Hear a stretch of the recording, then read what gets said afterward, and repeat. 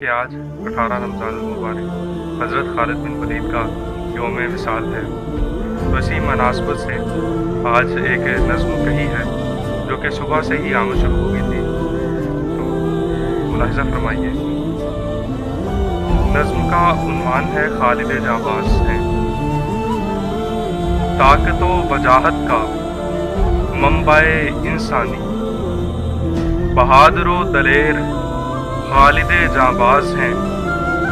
احد کے بعد رسول اللہ سے دعوت حق پائی، احد کے بعد رسول اللہ سے دعوت حق پائی، آئے پھر اس پہ لبیک کہنے خالد جانباز ہیں۔ رسول اللہ کے حکم پر یرموک کو وہ چل دیے، پہلے زید پھر جعفر پھر عبداللہ کی کمان میں وہ لڑ دیے، گنتی کے یہ چند ان گنت سے لڑ دیے۔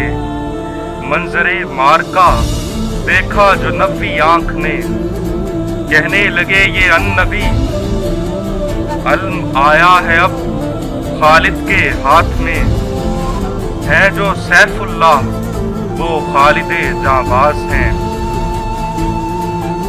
مسلمہ قذاب کے فتنہ قذب کو کچل دیا، مسلمہ قذاب کے فتنہ قذب کو کچل دیا، یوں ختم نبوت کے پہرہ دار خالد جانباز ہیں۔ فرمانے ابو بکر خلیفہ نبی ہے یہ، فرمانے ابو بکر خلیفہ نبی ہے یہ، کوئی ماں نہ دے سکے گی ایسا بیٹا اسلام کو، جس طرح اسلام کے بیٹے خالد جانباز ہیں۔